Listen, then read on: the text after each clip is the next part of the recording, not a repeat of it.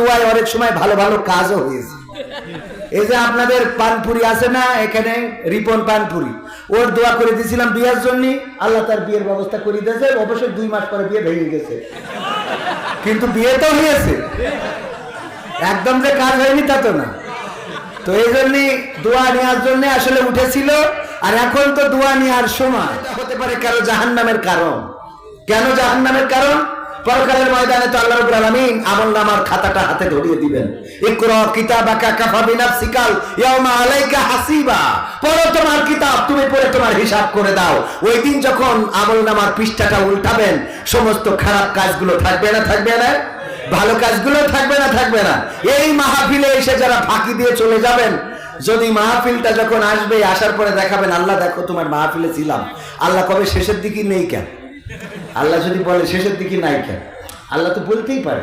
আল্লাহ ফামাইয়া আমাল মিসকালা যাররাতিন খায়রা ইয়ারা ওয়া মাইয়া আমাল মিসকালা যাররাতিন শাররা ইয়ারা। যারা পরিমাণ ভালো কাজ সেটাও দেখতে পাবেন, যারা পরিমাণ খারাপ কাজ সেটাও দেখা যাবে। কতটুকু মানুষ আফসোস করে বলবে এটা কেমন কিতাব, যে কিতাবের মধ্যে একদম কোনো কিছু বাদ পড়ে নাই, কবে কোন জায়গায় সুইতে সুতা পড়াইছি সেটাও রয়েছে। আল্লাহু আকবার। এই কিতাব আছে কার কাছে? ভিডিও যদি করে, ভিডিওর মধ্যে একটা মনে করেন এক জায়গায় থুতু ফেলেছি আমি মাহফিল করতে যেয়ে, ওই থুতু ফেলাটা ভিডিও থাকবে না নাকি? থাকবে কিনা? মানুষের তৈরি করা ক্যামেরায় যদি আমি কথা বলতে যে আজকে মালা পরাইছে, কালকে অস্বীকার করতে পারবো যে মালা পরায় নাই? এটা যদি থেকে যায়, আল্লাহর ক্যামেরা কি এর থেকে লেন্স আল্লাহর একটু কমা নাকি? না, আল্লাহর ক্যামেরা এগুলো মেড ইন জাপানের, আর আল্লাহ জাপানি ক্যামেরা বানাইতে পারে না। আল্লাহর কাছে জাপানি ক্যামেরা লাগে? ক্যামেরা তো সবার কাছে একটা করে আল্লাহ দিয়েই দিয়েছে। আপনি মনের মধ্যে এখন তাকায় দেখেন বউরে দেখা যাচ্ছে কিনা, দেখা যাচ্ছে কিনা? মনের মধ্যে যারা বিয়ে করেন নাই, 14 ফেব্রুয়ারি লাইলাতুল ভ্যালেন্টাইন্স ডে মনে আছে কিনা?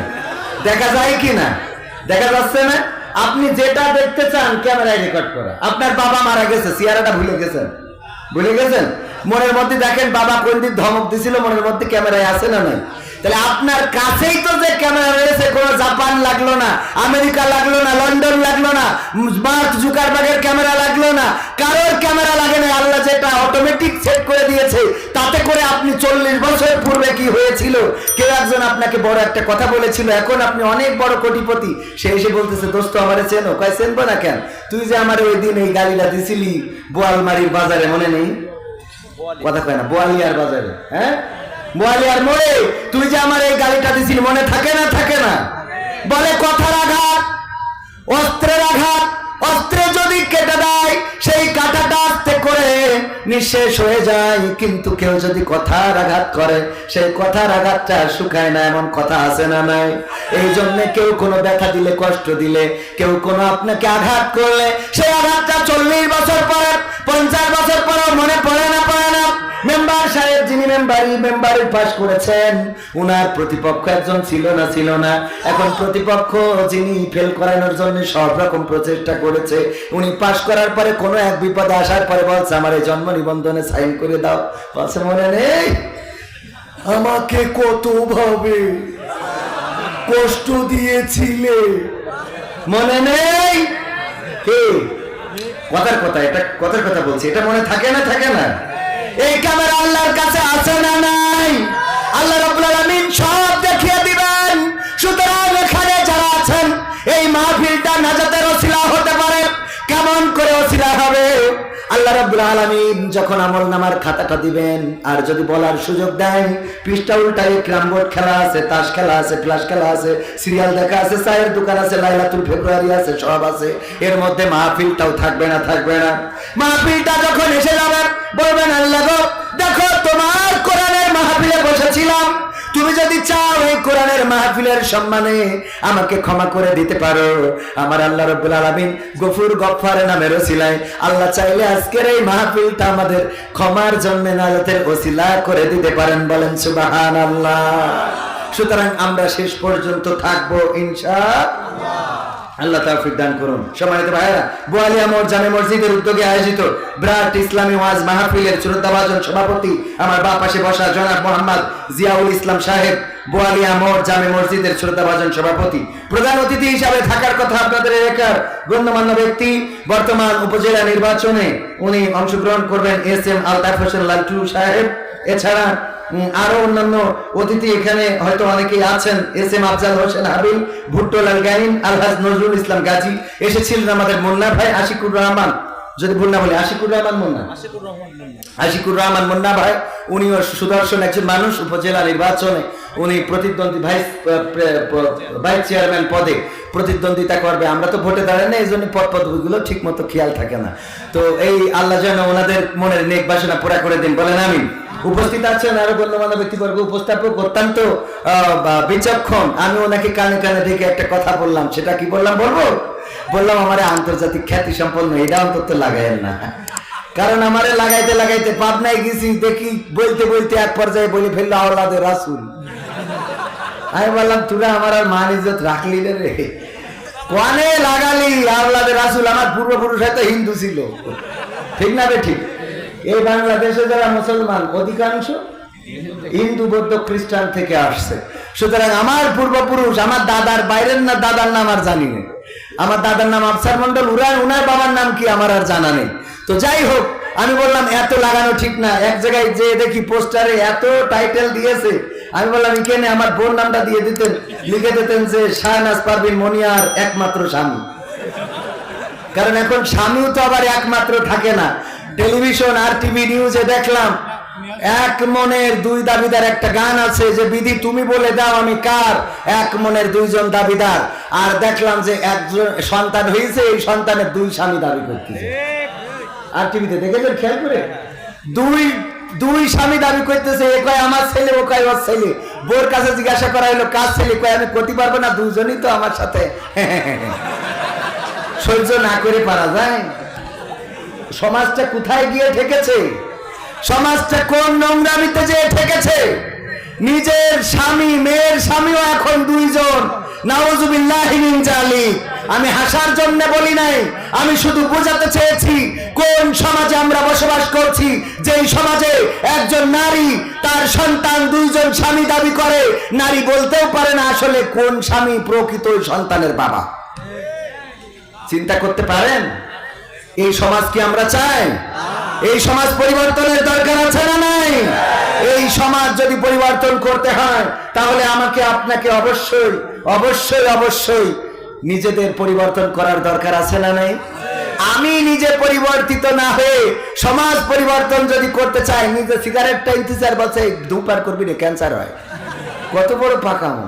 ছেলেরে কয় খোকা, তোর মা বললো তুই না বিড়ি খাওয়া ধরেছিস, খবরদার জন্য বিড়ি খাবি না। আচ্ছা ওর টাইমে ফুল ছেড়ে যদি কয়, ও সেই শুনবে? যে বিড়ি খেয়ে এই নসিহত করতেছে, ও তো বিড়ির তামাক ফেলাই দিয়ে মাল বড়ি খাবে, ঠিক না বে ঠিক? এই জন্য আগে নিজের পরিবর্তন দরকার আছে না নাই? আল্লাহ রাসূল সাল্লাল্লাহু আলাইহি ওয়াসাল্লামের কাছে একজন মহিলা এসে বললেন, ওগো বিশ্বনবী, আমার সন্তানকে একটু নসিহত করে দেন, আমি তো গরিব মানুষ, আমার সন্তান বেশি বেশি মিষ্টি খেতে চায়, এত মিষ্টি আমি প্রতিদিন তার বায়না কি করে পূরণ করব? আল্লাহ নবী বললেন কয়দিন পরে আসো। তারপরে কয়দিন পরে গেলেন, শিশু সন্তানকে নসিহত করলেন, বাবা তুমি তোমার মাকে মিষ্টি খাওয়ার জন্য বায়না ধরবা না, এত মিষ্টি বেশি খাইতে চাইবা না। ওই মহিলা বললেন, ওগো রাসূল, আগের দিন এসেছিলাম, ওই দিন তো এই কথাটুকু বললেই মিটে যেত, আমার কেন আবার আর একদিন আসতে বললেন?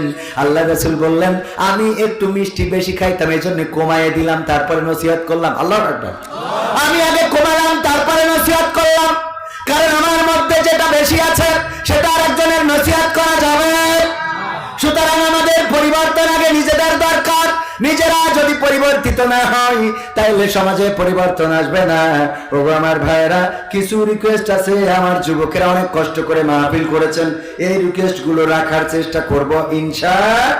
তার মধ্যে প্রথমে যেটা বলেছে সেটা হলো বর্তমান শিক্ষা ব্যবস্থা নিয়ে একটু কথা বলবেন। বর্তমান শিক্ষা ব্যবস্থা এমন একটা পর্যায়ে নিয়ে গিয়েছে, শুধু সরকার দায়ী নয়, প্রশাসন দায়ী নয়, সরকারের কর্মকর্তা কর্মচারীরাও দায়ী নয়, যারা চাকরি করে এই চাকরিজীবীরাও অনেকাংশে দায়ী।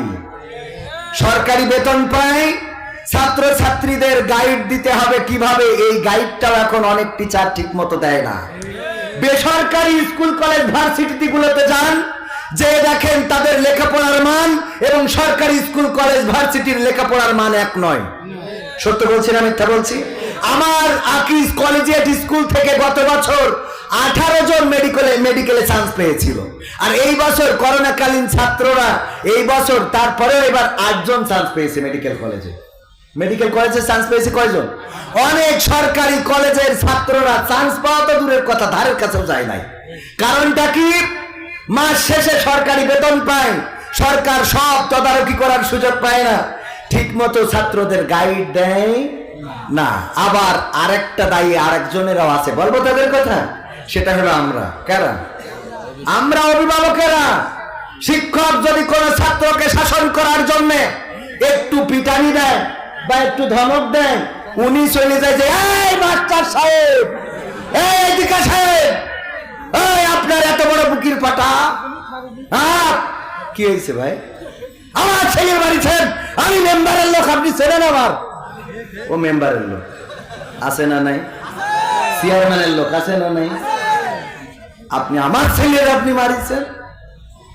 এই শাসন করে আর সন্তানদের শাসন করার সুযোগ দেয় না। এর মধ্যে আবার যেটা হয়েছে, এবার মাদ্রাসা শিক্ষা বইয়ে যে প্রস্তাব গুলো করা হয়েছে, এগুলো কখনো মুসলমান মাদ্রাসার শিক্ষা বইয়ে প্রত্যাশা করে না, বলেন ঠিক কিনা? শুধু তাই নয়, মাদ্রাসার শিক্ষা বইয়ে ডুগি, তবলা, ঢোল, হারমোনি কিভাবে বাজাইতে হয়, কিভাবে ড্যান্স করতে হয়, মাজাটা কিভাবে ঘুরাইতে হয়, সবকিছু প্র্যাকটিক্যালে দেখানো হয়েছে। জানেন আপনারা? সত্য বলছি না মিথ্যা বলছি? সত্য বলছি না মিথ্যা বলছি? সুতরাং আমাদের মাদ্রাসা শিক্ষা বই পরিবর্তনের জন্য অলরেডি সরকার তাগিদ দিয়েছেন। আমরা ধন্যবাদ জানাই যে সরকার পরিবর্তনের তাগিদ করেছেন। সবকিছু তো সরকার দেখার সুযোগ পায় না। কিছু রাম বাম তারা আছে যারা বাংলাদেশের শিক্ষা ব্যবস্থাকে পরিবর্তন করে হিন্দুয়ানি কালচার শুধু নয়, ধর্মান্ধ করে দিতে চায়। ধর্মের বাইরে এমন একটা শিক্ষা ব্যবস্থা চালু করতে চায় যে শিক্ষা ব্যবস্থায় একজন মুসলমানও থাকবে না, হিন্দুও থাকবে না। ঠিক না বে ঠিক? আমরা কি এই শিক্ষা ব্যবস্থা চাই? হিন্দুরা হিন্দু ধর্ম শিখবে, মুসলমানরা মুসলমান ধর্ম শিখবে, এটাই আমাদের প্রত্যাশা। তারপরে আমরা ইতিমধ্যে দেখেছি পরিবর্তনের একটা তাগিদ করেছেন, আমরা সেটাকে ধন্যবাদ জানাই। এরপরে যেটা বলেছেন আমার যুবকেরা, কি হবে বেঁচে থেকে সঙ্গীত শোনাবো কি হবে বেঁচে থেকে অযথা বিদ্যা শিখে যদি না গড়তে পারি শোষণবিহীন সমাজটাকে। কি হবে বেঁচে থেকে? কি হবে ছাত্র সেজে চুমু খেয়ে সনদ খানা যদি হয় বিদ্যালয়টা ট্রান্সজেন্ডারদের আড্ডাখানা? ঠিক না বে ঠিক? আগে শিক্ষায় আমি উদাহরণ দিতে যেয়ে বলি,